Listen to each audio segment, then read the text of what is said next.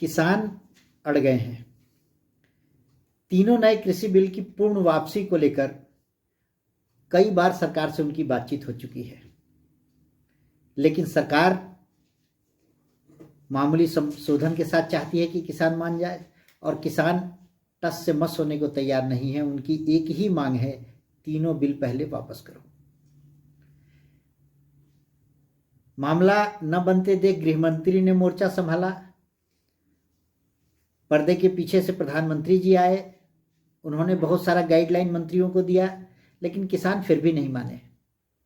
गृह मंत्री जी ने कुछ पॉइंट्स ड्राफ्ट बनाकर किसानों को भेजा कि शायद किसान मान जाए, लेकिन उसको पढ़ने के बाद किसानों ने फिर वही बात दोहराई कि पहले तो तीनों बिल वापस करो, उसके बाद फिर हम तय करेंगे कि क्या करना है क्या नहीं करना है।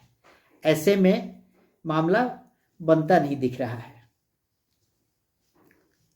किसान की रट, सरकार की जिद में दिल्ली फंसी हुई है। जब जब किसानों की मांग की बात होती है, जब जब किसान आंदोलन होते हैं, तब एक नाम बहुत चर्चे में आता है। वो नाम है स्वामीनाथन का। हरित क्रांति के जनक MS स्वामीनाथन। जब से किसान सड़कों पर उतरे हैं, ये नाम फिर से चर्चे में है।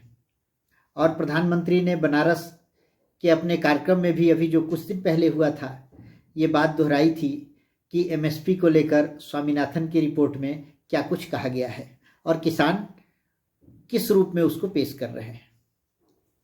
तो आइए समझते हैं कि क्या थी स्वामीनाथन आयोग की सिफारिशें। नवंबर 2004 में UPA सरकार ने कृषि की समस्या को समझने के लिए किसानों की प्रगति का रास्ता तैयार करने के लिए एक कृषि आयोग का गठन किया था। इस आयोग की अध्यक्षता की थी MS स्वामीनाथन ने।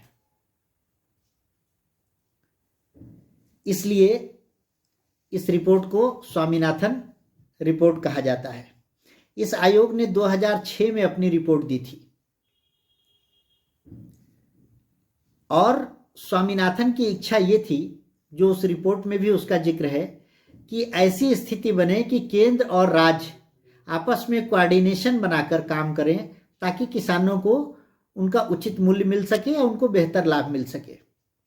स्वामीनाथन की जो प्रमुख सिफारिशें थी, उनमें पहली थी कि बीज और फसल की कीमत को लेकर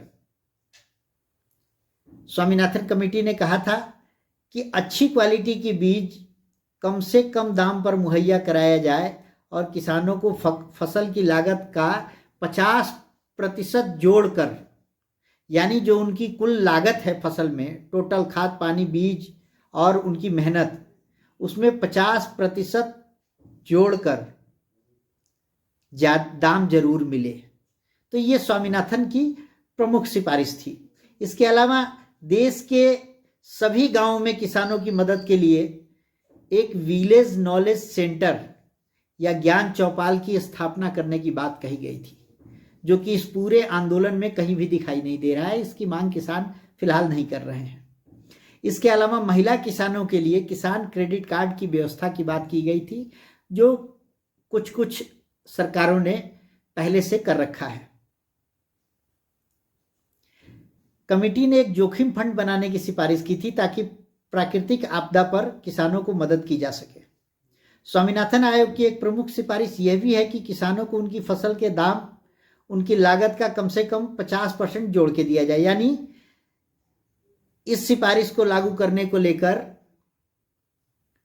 अभी फिलहाल किसान बात नहीं कर रहे हैं, लेकिन इससे पहले कई बार इसको लेकर किसान आंदोलन कर चुके हैं।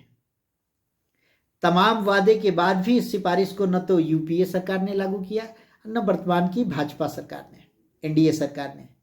इस समय कृषि मंत्रालय के अधीन आने वाली संस्था कृषि लागत एवं मूल्य आयोग की सिफारिश पर केंद्र सरकार फसलों का न्यूनतम समर्थन मूल्य तय करती है।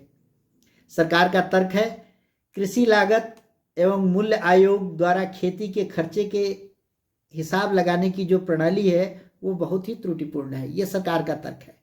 यह न तो किसी आर्थिक आधार पर तर्कपूर्ण है और न वैज्ञानिक आधार पर।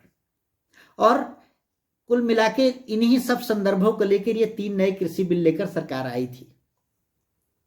अब हम ये जाने कि ये कौन थे स्वामीनाथन, जिनकी सिफारिश को लेकर आज भी सरकार और किसान दोनों असमंजस की स्थिति में है। तो इनको कृषि सुधार के प्रणेता, जैसा कि पहले मैंने कहा था, कहा जाता है। साथ ही जेनेटिक वैज्ञानिक थे ये। उनको भारत की हरित क्रांति का जनक कहा जाता है, ये मैं पहले बता चुका हूं। उन्होंने 1966 में 1966 में मैक्सिको के बीजों को पंजाब की घरेलू किस्मों के साथ क्रॉस करके उच्च उत्पादकता वाले, हाई प्रोडक्टिविटी वाले गेहूं के संकर बीज विकसित किए थे। एमएस स्वामीनाथन को विज्ञान एवं अभियांत्रिकी के क्षेत्र में भारत सरकार ने 1967 में पद्मश्री, 1972 में पद्म भूषण और 1989 यानी 1989 में पद्म विभूषण से सम्मानित किया था। तो ये है कुल सिनेरियो। लेकिन आज का जो किसान आंदोलन है उसमें डेडलॉक की स्थिति है। किसान एक जिद पर अड़े हैं, तीनों बिल की पूर्ण वापसी। तमाम विपक्ष के नेता किसानों को समर्थन दे रहे हैं। जो स्वामीनाथन आयोग की रिपोर्ट में बात थी, ठीक उसका उल्टा दिखाई दे रहा है। स्वामीनाथन आयोग कहते हैं कि केंद्र और राज्य मिलकर किसानों का विकास करें, जबकि आज स्थिति ये है कि किसानों के मुद्दे पर केंद्र और राज्य बिल्कुल दो धड़े, दो पोल बने हुए हैं और केंद्र के खिलाफ बयान देने में कोई भी गैर बीजेपी शासित राज्य पीछे नहीं है। जनमन की बात के लिए गीतेश्वर प्रसाद सिंह, रांची से।